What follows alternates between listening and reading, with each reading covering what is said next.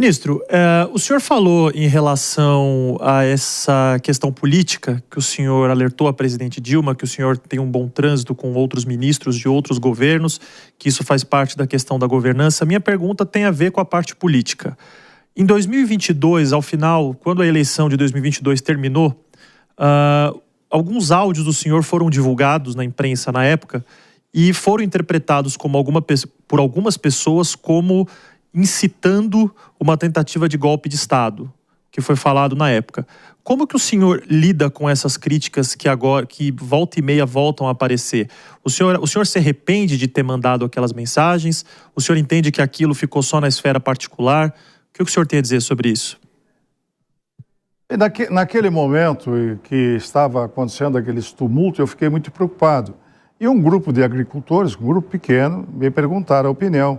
Aí eu disse que o país estava sob um tumulto, sob uma situação muito de instabilidade, estava preocupado com o momento. Até porque os agricultores precisam fazer investimento, os empresários, e eles perguntam, mas foi num grupo pequeno, não foi o objetivo de transformar isso numa notícia nacional.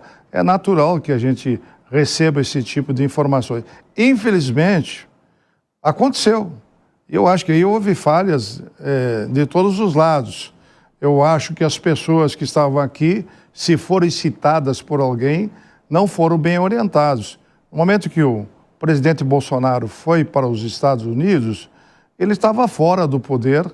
Eu acho que essas pessoas tinham que ter sido orientadas por alguém que estava organizando a participação deles, ido para casa e não participar mais do processo. Eu acho que houve um erro de articulação política pelas lideranças que comandaram aquilo. Ou foi de vontade própria, as informações que eu tenho que muita gente veio de vontade própria. O presidente Bolsonaro tem gente que acompanha a vida dele de forma permanente. Ele conseguiu criar na nação brasileira o que o país não tinha. Nós tínhamos mais uma narrativa de esquerda e não tínhamos uma narrativa de direita. E eu acho que aquele povo que estava aí, de forma espontânea, não foi organizado, acabou ficando de certa forma, sem uma proteção e sem uma liderança para poder evitar aquela entrada lá dentro do palácio, né? Devia ter tido líderes que evitassem qualquer tipo de entrada. Essas informações que na época se discutia, e eu estava muito preocupado com aquilo, então eu fiz um alerta. Mas, infelizmente, não foi tomado providência por ninguém. E eu, como estou fora da atividade política, não participei. Mas fiz um alerta para agricultores do que ia acontecer. Infelizmente, aconteceu. Agora, quem é responsável, se foi dada todas as informações, o processo ficou claro. Os advogados dizendo que existia algumas informações que não foram colocadas no processo. E o tempo de defesa das áreas que estavam sendo acusadas também não tiveram o tempo necessário. De qualquer forma, foi tomada uma decisão.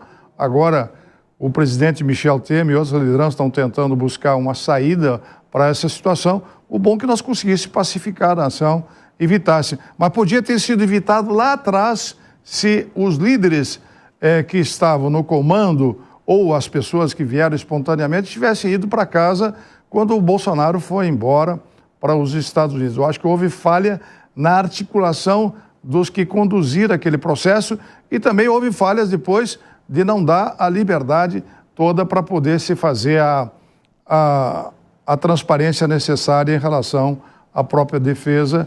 E eu acho que houve injustiças e por isso que está sendo conversado agora e alguns ministros estão tentando encontrar uma pacificação. O bom é que a gente pacifique a nação e que a gente possa encontrar um caminho para que a gente possa ter uma eleição transparente na próxima eleição e resgatar um pouco essa questão da confiança. Aí que vem a tese da governança. Por isso que nós estamos trabalhando para colocar a governança também nas cortes mais importantes da nação, no Congresso Nacional.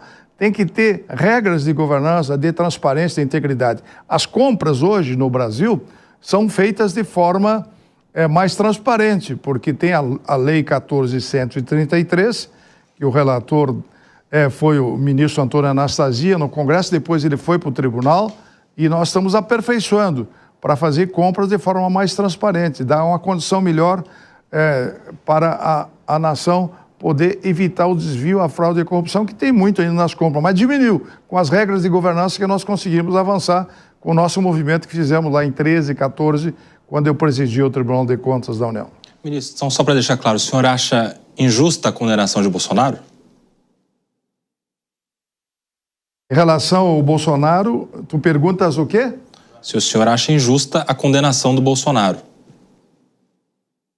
Eu não participei do processo, mas eu acho que teria que ter passado pelas instâncias como foi o presidente Lula. Acho que ele merecia o mesmo procedimento que o presidente Lula teve.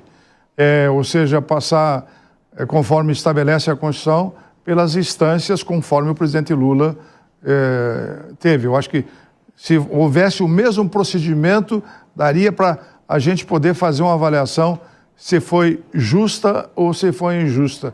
Porque aí haveria mais tempo de fazer toda a defesa, que não houve muito tempo, no meu entendimento, no Supremo, porque o prazo foi muito exíguo para fazer a defesa. Mas isso foi apontado não somente por mim, o próprio ministro Fux já externou e fez um voto com muita capacidade de análise, porque ele é um juiz de carreira e teve condições de avaliar. Eu acho que tinha que ter dado mais tempo ou fazer da forma como, ou se tivéssemos feito conforme foi feito o presidente Lula, teria uma justiça maior, porque teria um tempo maior para poder definir todo o procedimento da defesa do presidente Bolsonaro.